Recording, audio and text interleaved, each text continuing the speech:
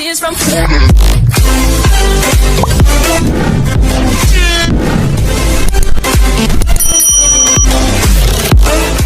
Tears from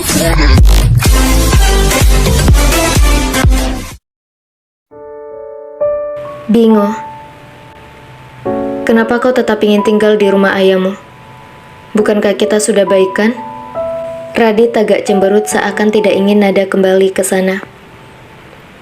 Tapi kan kau belum membawakan akta ceraimu padaku, jawab Nada yang ada dalam dekapan Radit saat ini. Mereka sedang berjalan menuju ke foyer Aurora Mall. Tapi apa kau akan membiarkan suamimu tidur sendirian malam ini? Aku tidak ingin tidur sendirian, Denada. Rasanya dingin kalau sendirian. Aku butuh kehangatan. Aku butuh sentuhanmu. Aku butuh seseorang yang bisa mengobrol denganku di tempat tidur. Apa kau tidak bisa memberikan itu padaku malam ini? Hari ini kan pas 2 bulan kita menikah. Aku ingin mendapatkan hadiah darimu. Radit bicara agak manja kepada Nada dengan tangan kanannya memegang tangan kanan Nada. Dan bibir Radit mencium punggung tangan kanan Nada.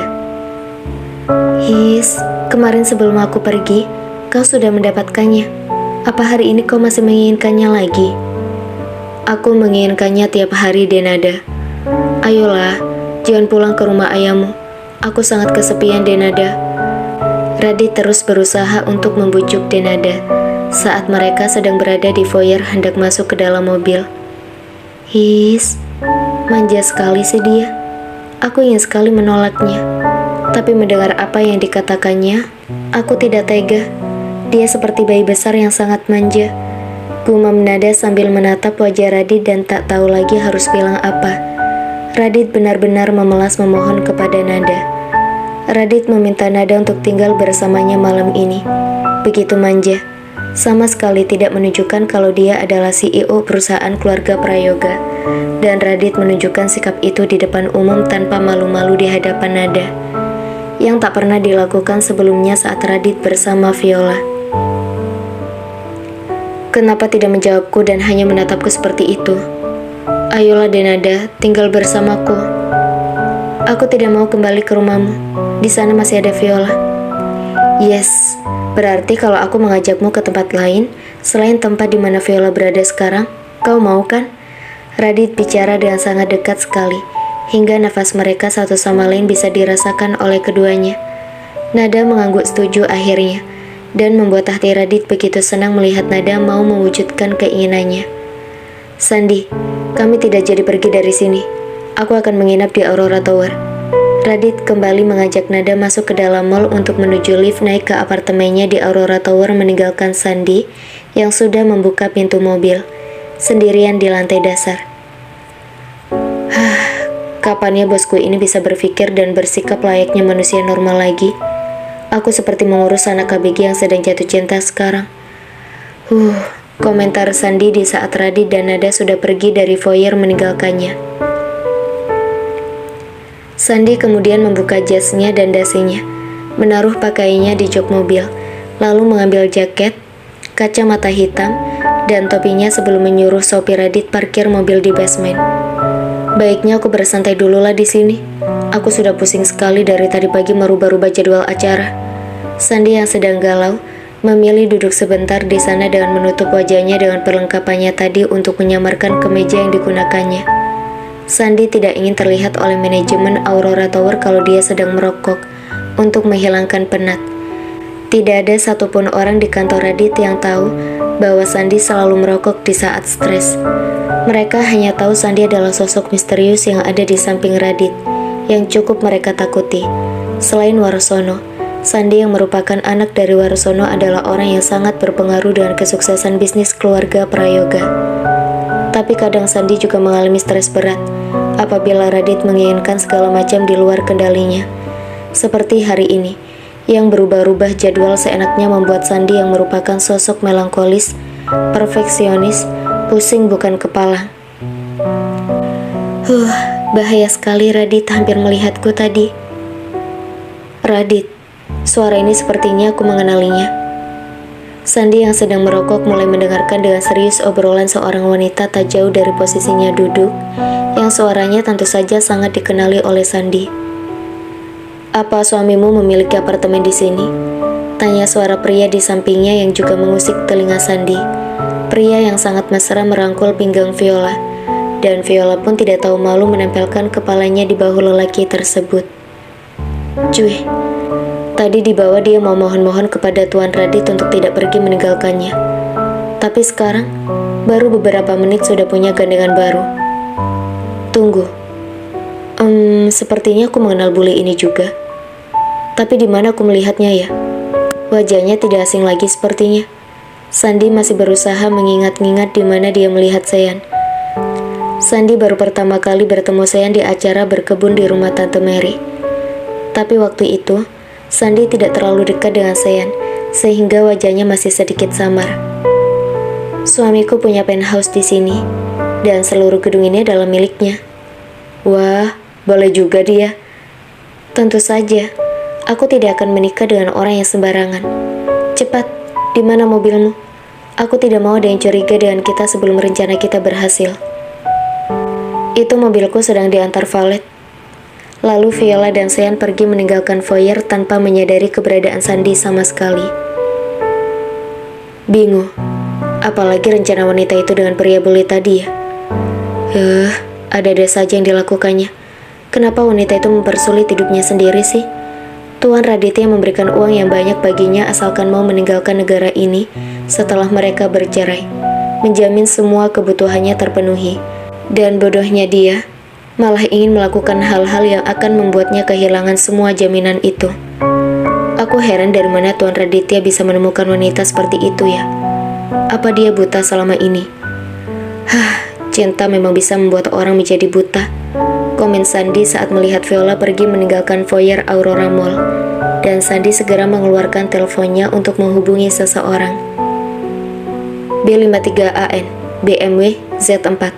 Tolong cek mobil itu kepemilikan siapa, dan aku ingin pemiliknya dikuntit. Jangan pernah melepaskannya dari pandangan kalian satu detik pun. Klik. Sandi kemudian berdiri dan membuang puntung rokoknya ke tempat sampah, lalu memanggil taksi untuk mengikuti mobil yang baru saja pergi dari Aurora Mall. Karena kau hidupku hari ini susah, Nyonya Viola. Aku tidak akan pernah membiarkanmu lepas. Kalau aku bisa mengusirmu dari Indonesia, Tuan Radit akan hidup tenang dengan istrinya. Dengan begitu, aku tidak akan dianggap seperti orang gila yang memesan restoran untuk dinner malam ini, lalu sejam kemudian membatalkannya, dan harus membayar 300 juta untuk kompensasi pada restoran. Aku juga tidak perlu bolak-balik membongkar pasang perlengkapan dinner di atas gedung. Gumam Sandi yang kini sangat senang karena sudah mendapatkan pelampiasan kekesalannya dengan menguntit Viola.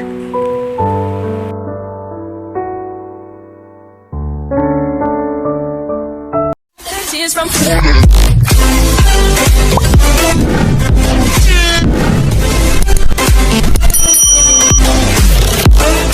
Tears from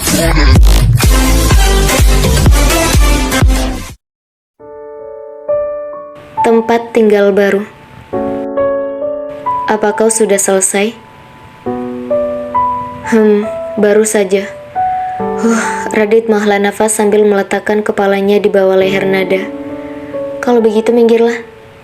His, apa kau tidak bisa romantis dikit dengan suamimu? Baru juga kita selesai. Kan kenapa kau suruh aku minggir? Baru juga kita selesai kan? Kenapa kau suruh aku minggir? Protes Radit pada Nada dan tetap saja tidak mau mengangkat kepala dan badannya dari tubuh Nada. Aku lapar sekali sekarang. Aku ingin melihat ada apa di kulkasmu. Jawab Nada jujur pada Radit. Apartemen ini tidak ditinggali. Hanya tempat singgah saja deh Nada. Tidak ada makanan di sini kecuali air. Jawab Radit masih dalam posisi yang sama.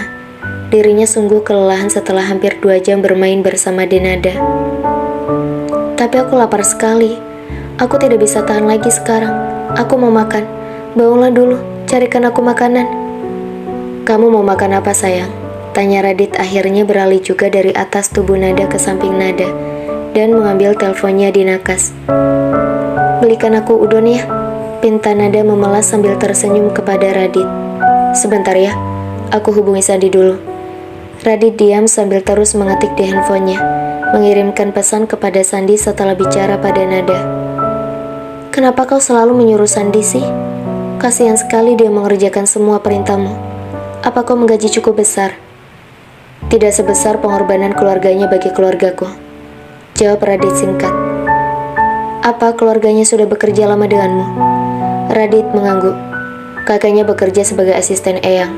Ayahnya sampai sekarang masih menjadi orang kepercayaan Eyang.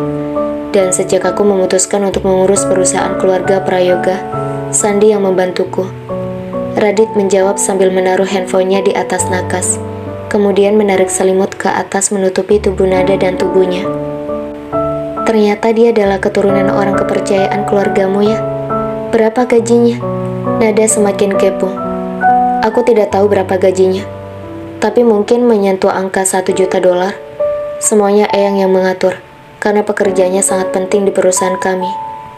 Wah, besar juga gajinya. Beruntung sekali wanita menjadi istrinya ya. Duing. Apa sekarang kau bermimpi menjadi istrinya Sandi? Jari telunjuk Radit baru saja membuat kepala Nada bergerak dari depan ke belakang. Setelah sentuhannya di dahi Nada, wajah Radit juga sudah menunjukkan wajah kesal kepada Nada. Aduh, apaan sih? Aku kan hanya memuji Sandi, bukan berarti aku mau menjadi istrinya. Nada mencibir pada Radit. Awas kalau kamu bahas lagi soal istri Sandi. Aku tidak akan pernah mengampunimu. Memang kamu mau menghukumku seperti apa lagi? Semua hukumanmu aku sudah pernah merasakannya. Kau berani menggodaku terus ya? Ampun. Aku tidak akan bicara macam-macam lagi. Biarkan aku makan dulu. Anakmu nanti bisa mati kelaparan. Memang kau mau anakmu di dalam perutku mati kelaparan? Ancam Nada pada Radit supaya Radit menjauhkan tangannya dari tubuhnya Nada. Malam itu, Nada merasa sangat bahagia karena bisa bersama dengan Radit tanpa harus tinggal satu atap dengan Viola. Hubungan Nada dengan Radit akhirnya membaik setelah Binisi menceritakan apa yang dilihatnya tadi malam. Nada sudah bisa mengontrol dirinya dan tidak lagi cemburu buta kepada Radit. Bisakah kita tinggal di sini untuk sementara waktu? Tanya Nada pada Radit saat mereka sedang menyantap udon di meja makan. Radit mengangguk. Aku senang kalau kau mau tinggal di sini.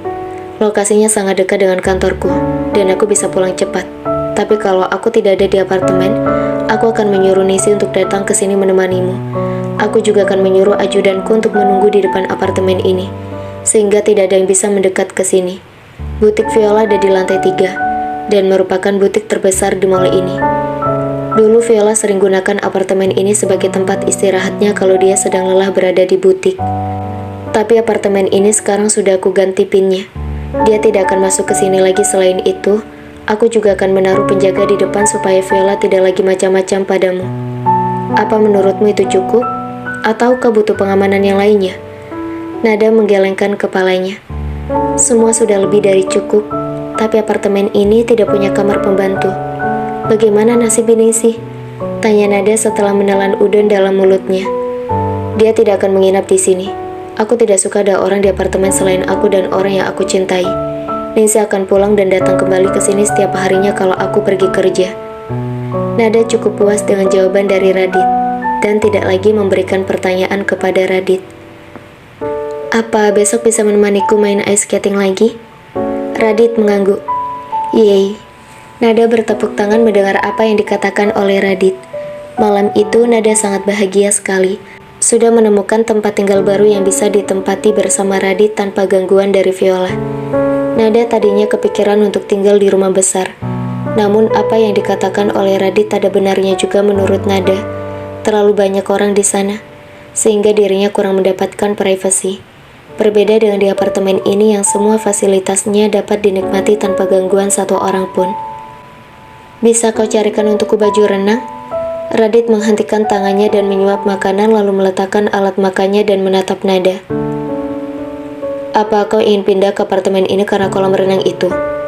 Nada mengangguk berkali-kali dan tentu saja tersenyum di wajahnya. Jadi kau ingin bisa berenang tanpa ada yang mengganggumu? Nada mengangguk lagi dengan senyum yang masih ada di wajahnya. Mau berenang sekarang?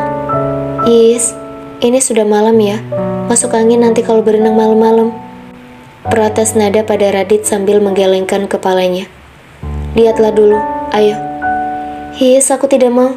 Lagian sekarang aku tidak bawa baju renang. dan aku masih ingin makan udonku. Aku masih ingat bagaimana dia banyak sekali meminta padaku saat kami ada di kolam renang di Ubud. Aku tidak akan pernah terjebak lagi olehnya.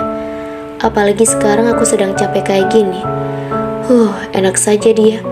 Nada tidak peduli dengan bujukan Radit sama sekali, dan terus saja mau makan udonnya. Radit segera mengambil handphone di kantongnya setelah getar telepon.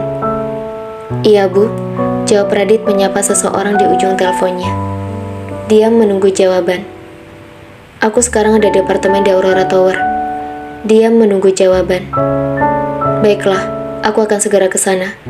Radit menjawab dengan wajahnya yang berubah menjadi tegang dan terlihat sangat ketakutan. Klik. "Kenapa wajahmu menjadi seperti itu? Apa terjadi sesuatu yang buruk di rumah?" Nada meletakkan alat makannya dan menatap Radit dengan perasaan yang ikutan panik juga. "Eyang mendapatkan serangan jantung. Sekarang Eyang ada di ICU. Aku harus ke rumah sakit sekarang."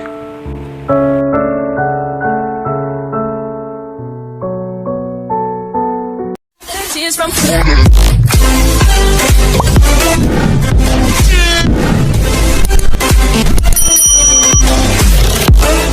Tears from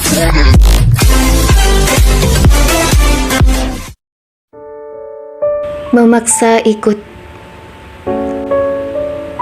"Izinkan aku ikut denganmu. Aku juga ingin tahu bagaimana keadaan Eyang sekarang." Air mata Nada mengalir dengan deras mendengar apa yang baru saja dikatakan oleh Radit. "Aku tidak bisa mengajakmu, Nada. Kau butuh istirahat sekarang. Tinggallah di sini dan aku akan kembali secepatnya setelah melihat keadaan Eyang dan mendapatkan kondisinya sudah mulai membaik." Bujuk Radit pada Nada sambil memegang jari tangan Nada. "Aku tidak mau. Izinkan aku ikut. Sayang, tolong izinkan aku ikut. Aku tidak mau tinggal di apartemen sebesar ini sendirian. Lagi pula aku sangat khawatir dengan Eyang. Aku takut kalau aku sendirian di sini akan terjadi sesuatu dengan tubuhku kalau stres." Bujuk Nada pada Radit. "Kau membuatku sulit, Nada." Radit yang awalnya menolak Nada untuk ikut dengannya ke rumah sakit, akhirnya tidak ada pilihan lain selain mengizinkan setelah Nada merengek meminta kepada Radit. Kurang dari 1 jam, Nada dan Radit akhirnya sampai di rumah sakit tempat di mana Eyang sedang dirawat saat ini. Radit menggendong Nada di belakang punggungnya, karena tadi tidak ingin membuat Nada berjalan cepat. Radit juga tidak ingin dirinya berjalan lambat karena menunggu Nada. Hati Radit sangat mengkhawatirkan keadaan Eyang Prawiryo, dan juga sangat ketakutan apa yang terjadi beberapa tahun lalu terulang saat ini.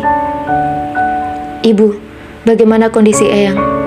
tanya Radit setelah sampai di ruang ICU sambil menurunkan Nada dari punggungnya. "Kritisnya sudah lewat, tapi masih menunggu 6 jam lagi. Kalau memang kondisinya sudah stabil, akan dipindahkan ke ruang perawatan," jawab Rianti sambil menghapus air mata yang mengalir dari sisi matanya. "Apa yang menyebabkan Eyang menjadi seperti ini, Bu?" Rianti menggelengkan kepalanya menandakan bahwa dirinya tidak tahu. Lalu Radit menatap ke Warsono, orang yang selalu berada di samping Eyang, yang dianggap Radit pasti tahu awal mula kejadian ini. "Katakan padaku apa masalahnya." Radit mengernyitkan dahinya. "Sepertinya hanya kelelahan Tuan Muda. Dari tadi pagi Tuan Besar memang berada di ruang kerjanya dan banyak sekali mengecek kondisi perusahaan," jawab Warsono jujur.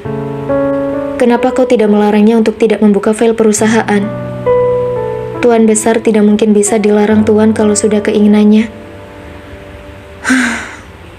Radit menghela nafas dan tak lagi bertanya pada Warsono. Radit memilih melangkah menuju ke kaca yang memisahkan antara kamar ICU dengan keluarganya di depan. "Aku tahu gimana Eyang. Dia bukan tipe lelaki yang gampang kelelahan dan kemudian terkena serangan jantung begitu saja. Ada sesuatu yang terjadi, tapi Warsono tidak ingin memberitahuku. Aku tidak tahu apakah dia tidak ingin memberitahu karena keinginannya sendiri, atau memang permintaan dari Eyang. Hanya saja aku tidak ingin kejadian seperti ini berulang lagi. Aku harus cari tahu sumber masalahnya." Gumam Radit di dalam hatinya yang tidak bisa menerima keadaan eyangnya yang hampir saja kehilangan nyawa. Sayang, Nada mendekat ke arah jendela kaca dan menggenggam tangan Radit.